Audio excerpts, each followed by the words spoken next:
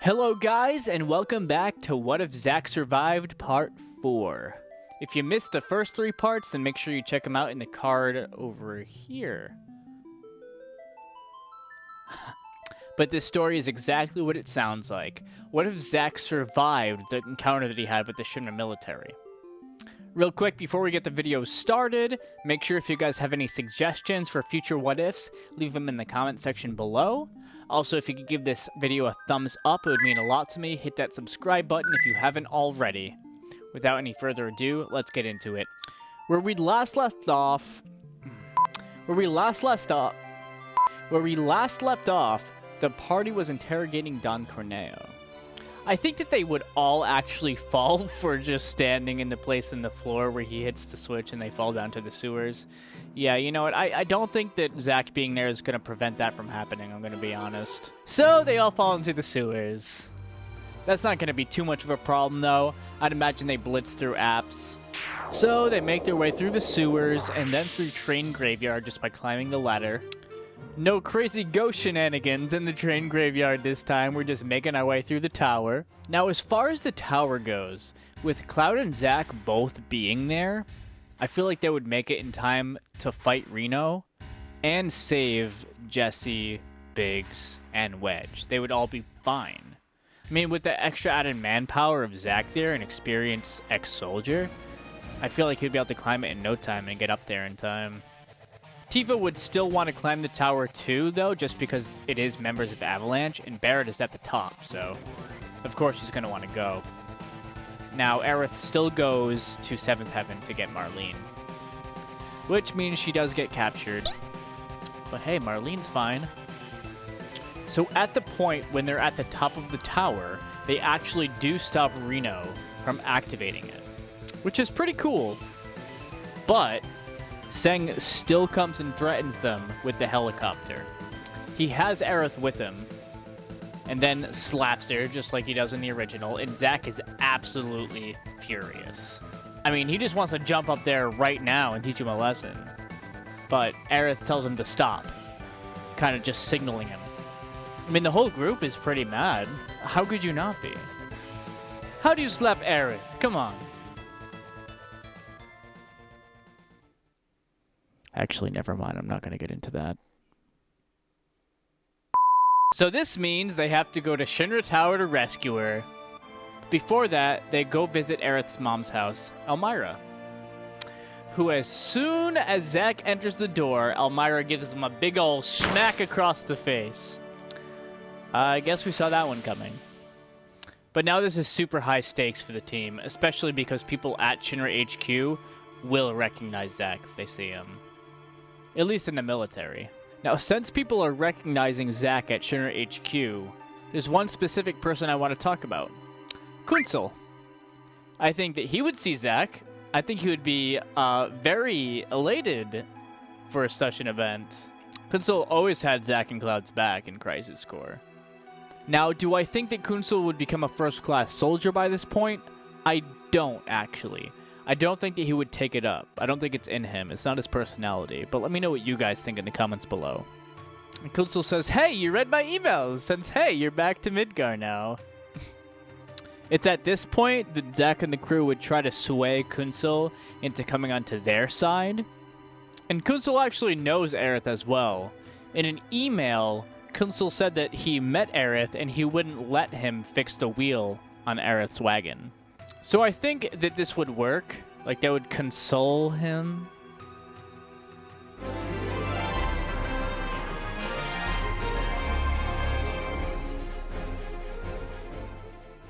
That doesn't even make sense. I'm gonna be honest, that's not the word. But he's kind of part of the team now. He's gonna stay back and feed them information from the inside. He's not gonna actually go on the adventures with them. On their way to rescuing Aerith, Kunsel actually acts as a distraction. This helps greatly because all the guards in the tower can be in one place at one time, and they don't have to worry about it. Oh, and before you guys ask, which did they take going up the SHINRA Tower? Was it the stairs or the elevator? It was the stairs. It's always the stairs. Are you stairs gang or are you elevator gang? Let me know. So while they've had a relatively easy time in the tower up until now, once they get to floor 67, things start to get a little shaky here. This is where Cloud sees the body of Jenova, after Barrett pointing it out. Now, do I think Zack would also be affected by this? No, actually I don't. In the experiments, it was stated that it only really worked for Cloud because he hadn't been infused with any Jenova cells before. Zack had. So when this happens, Zack is extremely concerned because I think he has a general idea of what's going on here. Not the whole, reunion theory per se, but he does know what goes on in Soldier, more than anyone else on the team. So after the Jenova freak out, they go up the elevator, and then they see Aerith and Red 13 in a big tube, along with Hojo. Hojo explains that he's trying to breed the two to extend their race. Okay. Let me tell you what's wrong with that. Everything. Come on now, Hojo. So Hojo's defense mechanism is to unleash one of his beasts. Sample H0512. And his little babies. So after they defeat that poor thing, Red 13 jumps out of the tube and attacks Hojo, just like in the original. He's not too happy with him. Not too happy. He was only playing around trying to be aggressive with Aerith. After that, however, Hojo escapes. Then Red explains to the party that he can talk. Mr. Dog Wolfman can talk. Red 13 best boy, though. After this, the party splits up into two, and they make their way towards the top of the tower. Though, on the elevators, they both get caught by the Turks. At this point in the story, the Turks are still formidable opponents. This is what they were built up to be. Even though you do beat them in the battles, you never actually defeat them, you know what I mean? It's kind of... I picture it as, at the end of the battle, you're both tired out, and you just do your own thing. And in the original game, the Turks actually have to win the battle, because they capture you, and that's what happens here. I mean, where else are you going to go? You're at the Shinra HQ. So, they get put in jail. Aerith explains to everyone that she's an ancient. Everyone is listening very thoroughly, though, because this is quite important. She feels really upset that SHINRA has been trying to take advantage of her all of her life. But she just has to try her best. After that, they decide to get some rest. It's been a long day. Plus, what else can they do? They're locked up. They don't have a key. Kunzel, at this point, can't really do anything about the orders given to keep them locked up, so...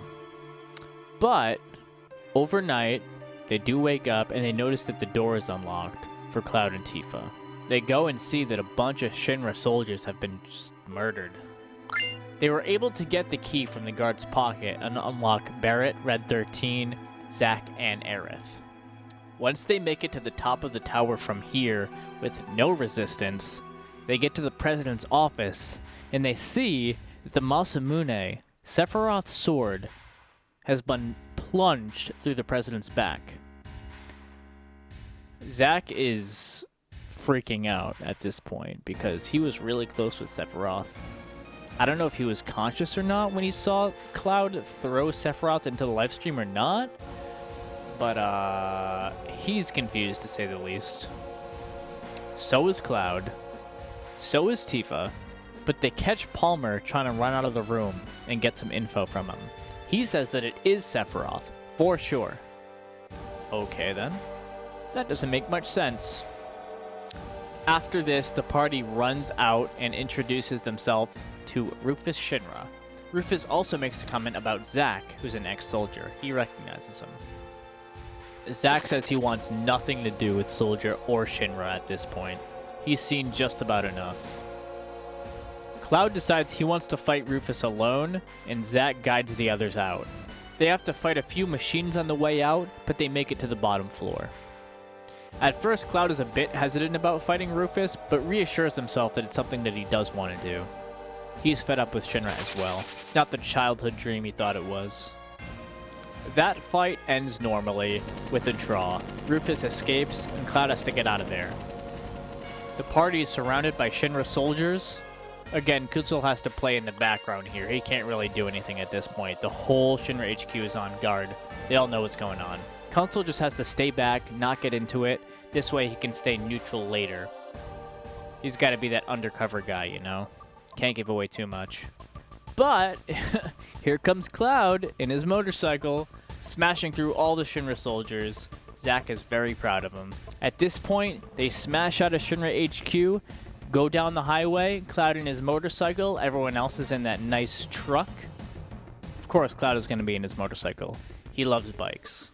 Shinra's final resistance towards this is Motorball, a giant machine designed to take full advantage of the highway and take down anything that gets in its way. But with Zack, Cloud, Aerith, Tifa, Barret, and Red 13 there, I don't think it stands a chance. Just throw a few bolts out there, throw some grenades at it, it's done. Don't even let it attack. And with that, they make it to the edge of Midgar. So they did it. They escaped. And that's where we're going to be leaving things for right now. By the time this video gets to you, it should be near the holidays. So happy holidays to you, Merry Christmas, whatever you celebrate. I appreciate it. If you like this video, make sure you give it a thumbs up. We have big plans for the series in 2021. Now that we're outside of Midgar, anything can happen. Especially with Sephiroth and Zack. That's going to be, something. If you liked the video, make sure you hit the subscribe button. Also, you can join our Discord in the description below. We have discussions about what-if scenarios and other videos like this one. Casual games, speedrunning, Smash, an art community. Pretty much anything you can imagine. It's all in my community Discord, so feel free to join that. I'd love to see you there. And with that, I'll see you in 2021. Happy New Year, guys. Sayonara!